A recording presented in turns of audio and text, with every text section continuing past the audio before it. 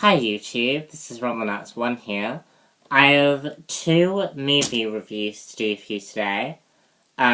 Justin and the Knights of Valor and Rush.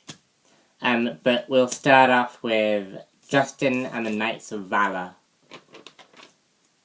movie first. I do have some update videos for you. The first being, I'm sorry that I haven't had a lot of videos recently. I'm in the thick of assignments. I've got assignment due in next week. So that has to take precedence over videos, unfortunately. But I will get the Arrow reviews finished this week. Is the plan. And then I will try and get, the second episode of Agents of S.H.I.E.L.D. done today for you, and, and just catch up. So, Justin and the Knights of Valor. Justin and the Knights of Valor is a coming-of-age story, and sees our main character, Justin, seeking his grandfather's sword, and to try and restore his family legacy, and restore back the world of knights. And he basically embarks on a hero's journey to become a knight. And that's really the premise of the story. It's the traditional hero's journey to become a knight, become a warrior, and they use quite a lot of tropes for a hero's journey. However, I felt that these tropes weren't really utilised very well, and they did nothing new with it. And I didn't like that. I thought that the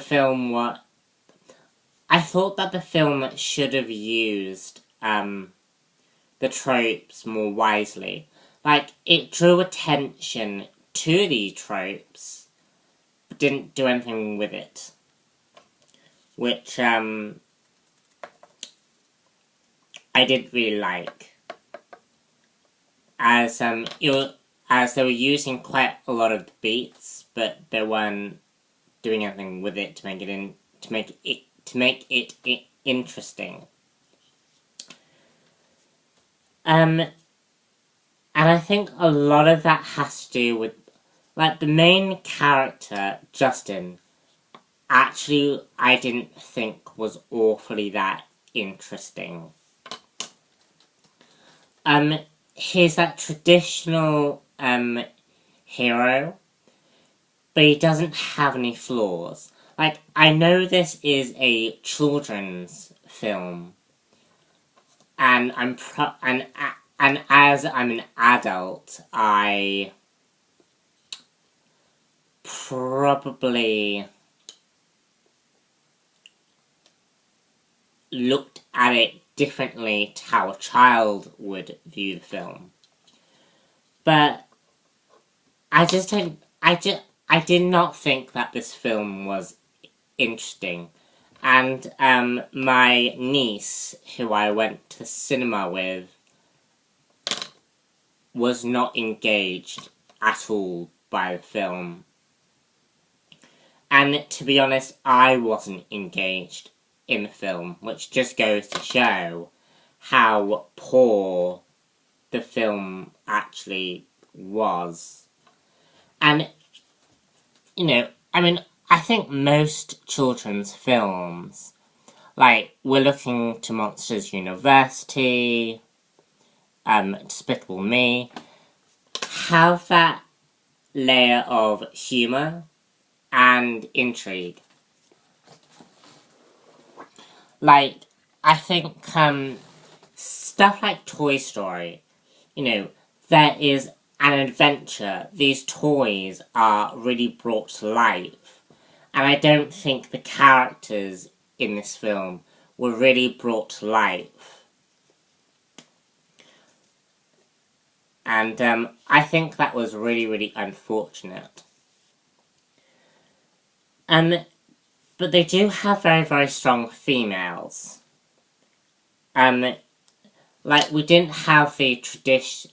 Like, we did have a traditional damsel in distress, but she was paralleled with a very strong female who can look after herself. I did think what they did with the strong female character was kind of contrary to what,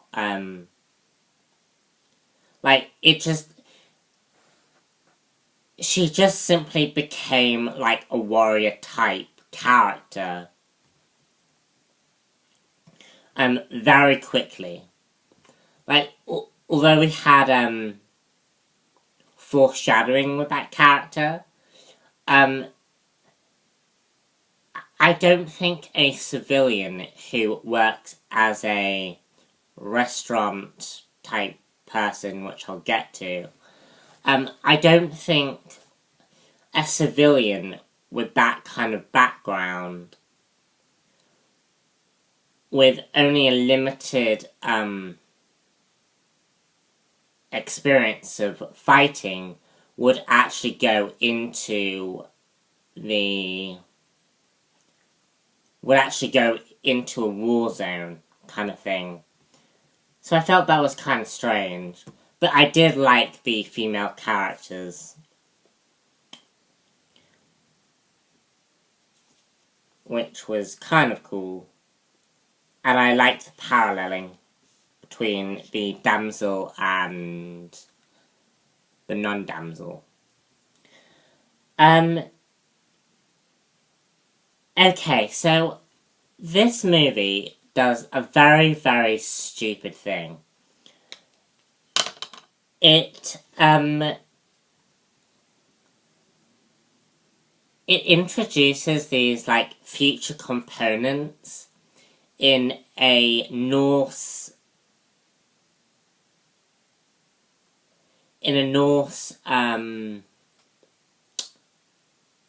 mythology kind of universe. Like, in a realm of knights, and we're looking at Renaissance period in the film, why would you add a computer? Like, I could have sworn there was a computer in this film. And we had, like, a burger bar, like McDonald's and KFC and that kind of thing. In a universe where it's the Renaissance period, why does that exist? Like, I really, really did not understand that. And I know it's a children's film, but come on. The computer was a bit too far for me. And I didn't enjoy that at all. I just thought it was stupid, really. However, there were some things that I enjoyed. I loved the background in this story. Because the themes in this movie are really about old versus new. As more of this new world comes in, it's important to always look back at the past and an appreciation of the past.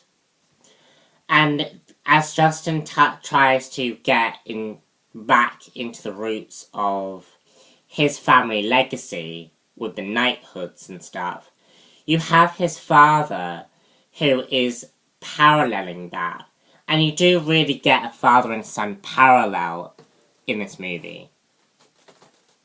Where you have the father who is a lawyer and trying to control his government, tries to control his kingdom by enforcing the law and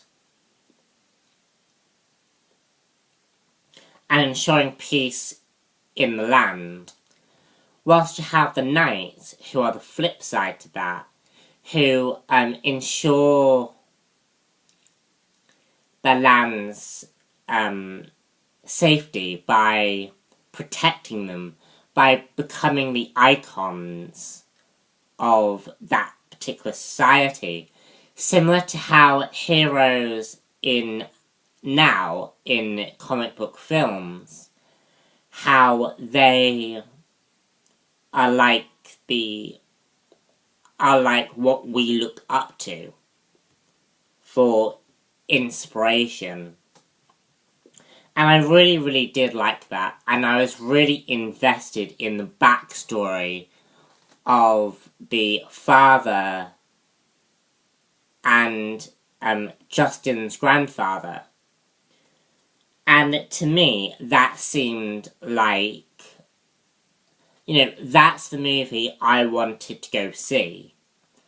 I didn't care about what was happening in the film. I cared about the backstory to this film. And I also believe that the film kind of leaves it ambiguous as to why the lawyer doesn't want Justin to be a knight. And I did feel like there was more to that story than meets the eye. Was Justin's mother killed by a knight? Who knows? I thought that the film was okay, wasn't anything special. If you have kids, they might not be interested in this film, is all I'm saying. If they're more boys, more than girls, I think boys will really like this movie. But other than that, go see something better than Justin the Knights of Valor. That's me. Subscribe for more movie reviews, and I shall see you all later. Bye.